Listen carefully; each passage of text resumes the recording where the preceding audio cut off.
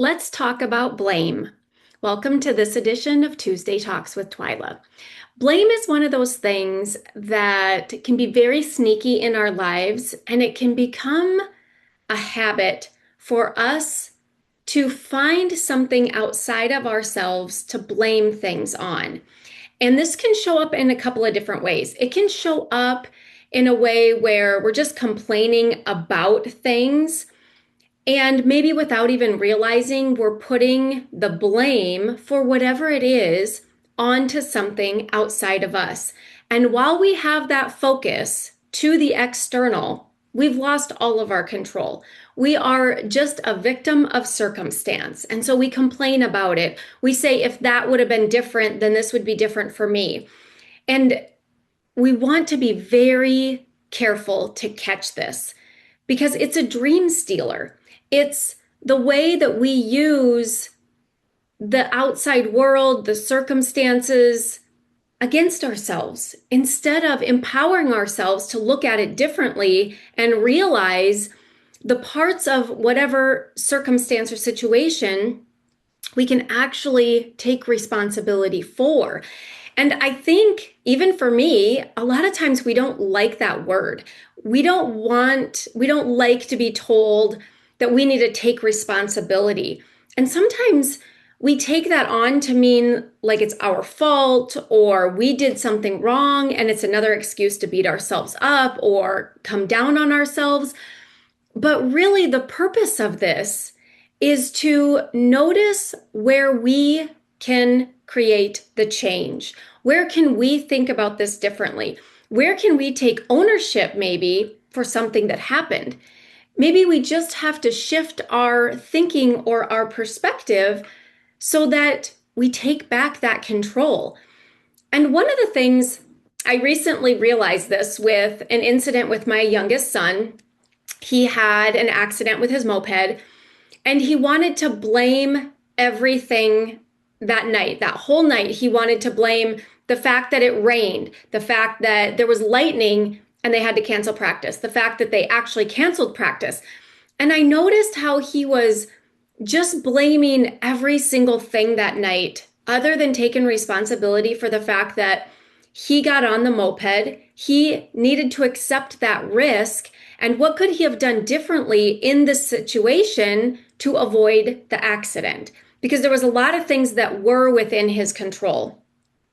And in his mind, and of course he's 16, right? So we're not taught this in high school. We're not taught how to manage our mind ever, probably unless you go into those types of classes in college. We're just never taught how much control and power we have over our lives with just managing our mind.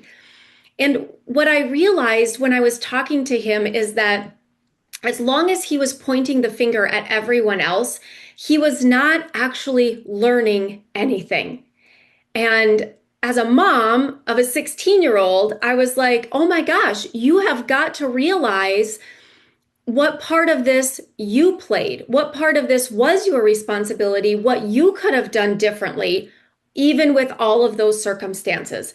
Because the next time you get on that motorcycle or that moped, you need to be in a different position. You need to have learned from this incident. You need to know what you can control to avoid that, right? In this case, someone in front of him braked quickly and he didn't have enough space to stop. And he panicked and right, like in the split second that it all happened, there were lots of things that he did.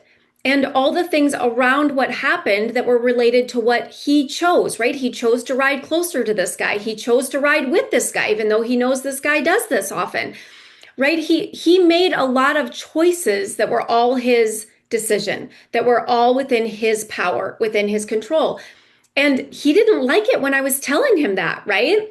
And what I realized is there was been a lot of times in my career where I was supervising individuals. And when there was an error or a mistake or something happened or something didn't happen, and we'd have a conversation about it, as long as that person was looking to blame something else, they were not learning from the mistake.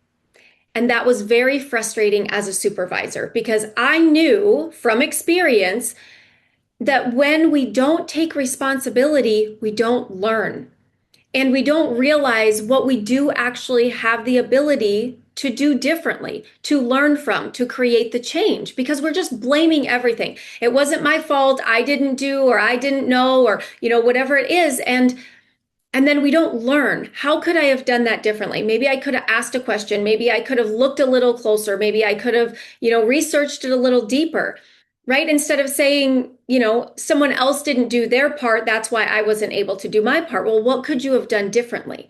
To look at it that way, to learn from whatever it is, the mistake, the incident, the accident, right?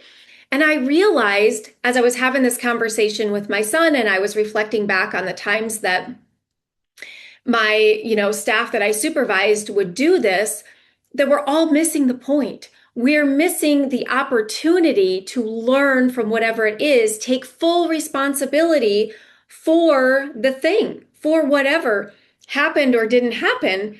And how do we want to handle this differently next time? And especially for young people, but for all of us, I know that we have resistance around taking responsibility. And there's a lot to that, right? It depends on how hard we are on ourselves, how we treat ourselves, how we talk to ourselves. And this can just add another layer to that. But that's why we have to understand what's happening and understand the way we can do this in a proactive way, in a beneficial way, in a progressive way, so that we do create the change, so that we do have the opportunity to do something different the next time. Because otherwise, we're just, right? We're just getting back on the moped, following too closely and crashing again, right? As a mom, I'm just over here going, oh my gosh, I want to just shake him. Like, you have to understand. You have to take responsibility for this, or that accident can happen again, or it can be something different, or it can be something worse, right?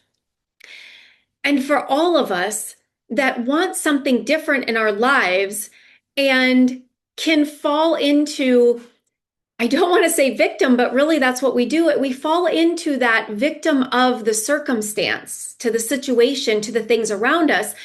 And not so much that we fall in as a victim, because we never are, but understanding that we fall into this habit of pointing the finger, of blaming others, of just complaining about whatever it is, instead of looking at it differently from the lens of what could I do differently so this impacts me differently, right? That's a completely different conversation to have with yourself. It's a completely different way to look at and think about whatever the thing is, the situation is. And that's always available to us, right? We just don't always realize, especially when we fall into the habit of complaining or blaming or pointing the finger or kind of like shucking the responsibility. And I think we don't realize that's actually what's happening. And we don't realize the missed opportunity to learn, to grow, to change, to create something different in our existing circumstance, right? The things around us don't have to change for us to create change in our lives. And I think that is the most amazing thing to hear and hear again.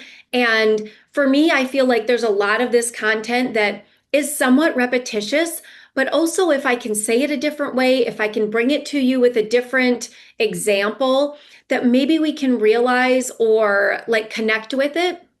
The coaches I follow will be saying a lot of the foundational things in a lot of different ways. And sometimes it's just that way that I latch onto and it relates to me. And I'm like, oh my gosh, now I can see that differently. I can relate to that differently. And then I create the change based on what they've just told me. And so that is my goal here always, is that there's something said differently. There's an example that you can relate to, that you're like, yes, I relate to that. I get that. Oh my gosh, I've been doing that. How can I put this tool into place to create this change, right?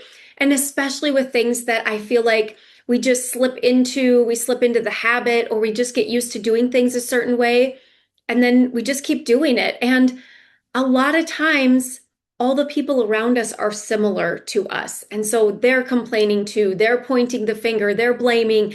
And we don't want to be the one to be like, well, you realize that you could just change the way you're thinking about that. But what happens instead is that we kind of like jump on the bandwagon, right? We jump in the river of misery with them instead of maybe even offering like, well, you could think about it like this, or what part, what could you do differently the next time, just to get that line of thinking right going, the juices flowing. That's what I would use with my staff. Like, okay, so even if you won't take responsibility and you want to blame everyone around you, if this happened again, how could you handle it differently? And this is where I kind of noticed back in the day when I was supervising that we weren't learning because they couldn't come up with anything. Like, well, I don't know. I guess if they do that different, then it would be different for me. No, no, no. I'm saying, what could you do differently in this exact same scenario if this happened again? What could you do differently? Could you do this? And then I would offer, if they can't come up with anything, for one, I know they haven't learned anything from the mistake, and they still think that something around them has to change or the situation would be exactly the same the next time. So I would offer different things. So there's always that opportunity to just offer, well, maybe there's a different way to look at it, or maybe, how could you handle it differently if you wanted to have a different outcome? Or, that's a little bit of like coach talk, but you just find a way to offer a different thought. And it can be kind of fun as you're in different like social environments to just notice, wow, that's a lot of negative thinking. Wow, they're just blaming everything around them and they're just a victim of their circumstance when they don't have to be. They could create a different experience here. And we can learn about that, and we can learn about ourselves. We can see that in ourselves as we maybe get kind of sucked into the conversation, and then we chirp in too, or we have our own, and we have, this thing we can add, or this happened to me. And then, right, we're just like right back, just jumping into that river of misery. And so it can be difficult to notice and realize and recognize, and it can be difficult to create the change, but not impossible, right? And that's the thing here. A lot of this stuff is challenging in just that we have our programmed thinking, we have the way our brains just operate every day. We have all of that that's just running on autopilot, right? We talked about that a few weeks ago. And that's just what our brain always offers as efficiency, as the programming, as the autopilot. It's just always there running. And so we have to be very diligent. We have to catch it. We have to notice. We have to build that awareness. And then the thing is, we have to do it regularly, because if you just do it for a day or two, on the third day, you'll just slip back in, right? That's happened to me more times than I care to admit, that I'm just really good about, managing or directing or, being very intentional.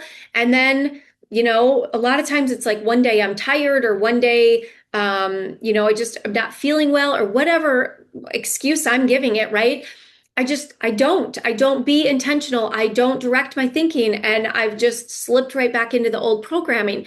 That's always there waiting to take over. So we have to override it all the time. Every day, we have to be diligent. We have to be intentional.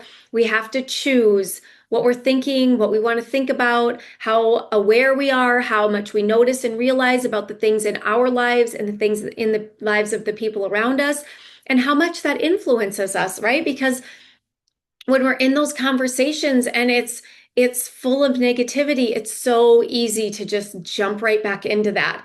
And I think sometimes, especially because our brain wants to play that as like the autopilot, as the pre-programmed like easy way, we tell ourselves, I know I do, that it's just easier this way. It's just less energy this way. And the reality is, it is not. And my brain will argue that to the death. My brain will always offer, this is easier, this is more simple, this is less energy. Even though it's taking energy and making me feel icky or blah or just dumpy. And the alternative is changing that thinking that actually energizes me, makes me feel better, and makes me perform better, show up better, create more in my life. And when I actually think it through and compare and contrast it, it's like, no, the days I do that, I feel better. I am more productive. I am more creative. I just have a better experience of my day, of my life. And yet my brain will always offer this one is easier. This option is easier. Like, just don't even give any airtime or any thought to that option over there. And if I don't catch that, if I don't notice that, I just believe it, right? It's just like, well, my brain's telling me that. And, I've heard it before. And so I know it. Like, this is just easier just to like keep doing what I'm doing. Oh my gosh. And then, like, when I realized that I've just accepted that as fact, I've just accepted it as the news. And I just am like flabbergasted at how easily, even though I know better, and I will have days strung together of a different experience, how quickly I will believe that ugly story. Wow, brain, way to deceive me like that. And we have to know that that's always there. That's always waiting to take over. Even if you do this for days or months or years, all of my coaches that have done this work for decades, for their whole adult lives, still battle this because our brain, our caveman brain, was designed that way. And even though we've evolved and the smart part of our brain has evolved, this part is still intact. And it's always what we're up against. And we just have to know that and accept it and then realize, okay, I've got to roll up my sleeves and I've got to not believe this like depressing story, right? Like that this is just easier, that this is just the way it should be, that just stay over here, it's fine, right? Like it'll do all those things to convince me to just keep thinking and doing what I've always been doing. Very frustrating. I find it very frustrating. And I'm sure it is the reason that a lot of us don't do any of this work, right? And to do it regularly and always have that, possibility of slipping back into the autopilot is frustrating, but also like it's not more energy to take the other path. It is not more energy or more challenging to actually redirect our thoughts. And it actually gives us energy. It energizes us. It gives us like that feel like a more like joyful experience of our life. And there's pride in there. There's happiness in there. There's just that feeling of I'm doing this, like all the aspects around it are just better, even if like we try and we fall down, or we're trying something new, or we're creating something and we have some setbacks. All of that is still better because it includes the progressiveness, the creativeness, the pride and integrity than what sits over here, which is just more of the same. The Groundhog's Day, the just the same old autopilot that just we don't even, right? We just live with, we just exist within. It's just such a different experience. So notice where you either fall into the pattern or the habit of blaming, that you look outside of yourself to find the reason why this happened, the excuse for why it happened, the justification for why you're in this situation or this circumstance. And notice when you're finding yourself falling to the victim of that, and how can you shift that? What can you learn from it? What can you take responsibility for? And how can you look at it as an opportunity to learn and grow and do something different the next time? Or if you're still in it, what can you do right now to create the change, to create a different experience for whatever it is that you're in the middle of, that you're experiencing, that is a situation or circumstance that you find yourself in? Know that this is always available to you. And you can create a little game out of it, right? When you're out in social situations, you can just, notice how negative or how much blaming you hear from others around you. And then recognize that, oh, I'm probably doing that too. And where can I change that or clean some of that up? This work is always available every day in anything that we're doing. And so it just starts with noticing, becoming aware, and then deciding what do I want to do with this information? How do I want to handle this differently? What do I want to learn, take responsibility for, and what do I want to do differently the next time? Always available to us. I hope that this lands, that this relates, that you can tie this into something in your life. And I hope that you will learn, take responsibility, and choose something different the next time. Until next week, I hope you have an amazing week.